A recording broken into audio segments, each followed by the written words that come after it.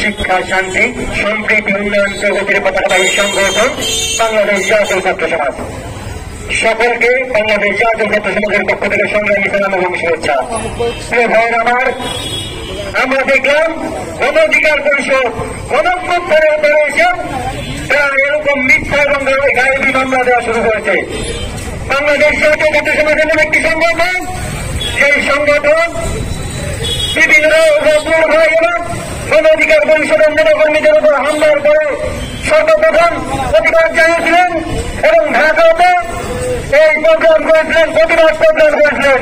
সেই সংগঠনটির বিভিন্ন স্তরের নেতাকর্মীদের উপর আমরা দেখতে পাচ্ছি বিভিন্ন গায়েবী মামলা দেওয়া হচ্ছে। আজকে দুঃখের সাথে বলতে হয় যে মানুষটির হাত ধরে একদিন এই রাজবাড়ী জেলা ছাত্র সমাজকে প্রতিষ্ঠান নেয় কাজ করেছিলাম 2021 সাল থেকে। সেই নেতা আমার ভাই তাসলিম মিনাজুল ভাইকে এই একই গাইডি মামলার আসামি করা হয়েছে। আমি বলতে চাই, গত 22 সাল থেকে বাংলাদেশ জাতীয় ছাত্র সমাজ রাজবাড়ী জেলায় প্রতিষ্ঠা হওয়ার পর থেকে কেউ বলতে পারবে না বাংলাদেশ জাতীয় ছাত্র সমাজ রাজবাড়ী জেলা থেকে কোন অপকর্মের সাথে জড়িত। কেউ বলতে পারবে না বাংলাদেশ জাতীয় ছাত্র সমাজ বাংলাদেশের কোন অপকর্মের সাথে জড়িত।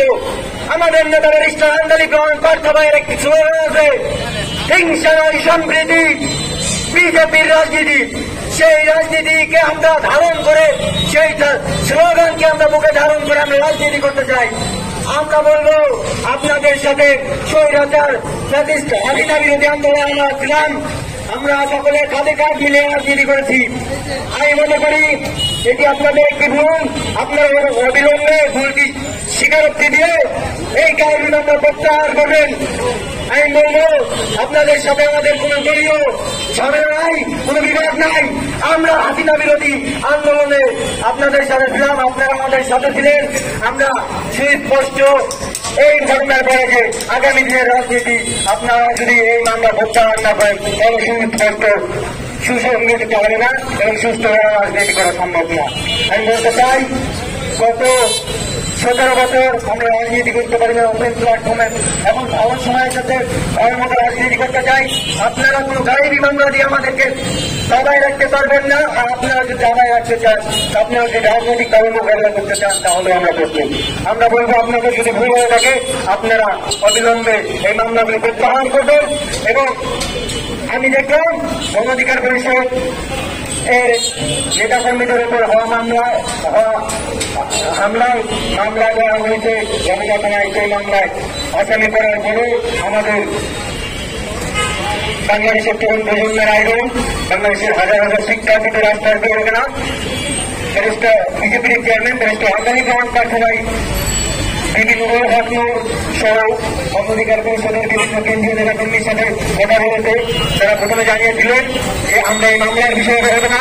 পরবর্তী সময়ে তারা জানিয়েছেন যে আমরা এই মামলা প্রত্যাখ্যান করব, কোন চিন্তা করার দরকার নেই। পরবর্তীতে এই ঘটনা 3 দিন হওয়ার পরে তারা মামলা প্রত্যাখ্যান করেনি।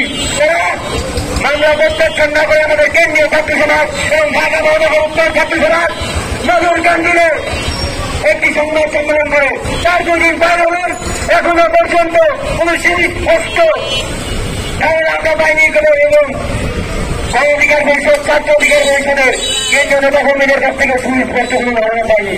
তাই আজকে আমরা রাজবাড়ীতে মানববন্ধন করছি। আমরা অবিলম্বে বলতে চাই, রাজবাড়ী জেলা ছাত্র সমাজের সংগ্রামী হবে আমার প্রান্তীয় বড় ভাই এবং ঢাকা মহানগর উত্তর ছাত্র সমাজের সাংগঠনিক সম্পাদক তাসলিম মিনাজুল ভাই সহ জিসান ভাই, ঢাকা মহানগর উত্তর ছাত্র সমাজের সভাপতি, সকল এর বিরুদ্ধে মিথ্যা এবং গায়েবী মামলা প্রত্যাখ্যান করবে গণ অধিকার পরিষদ।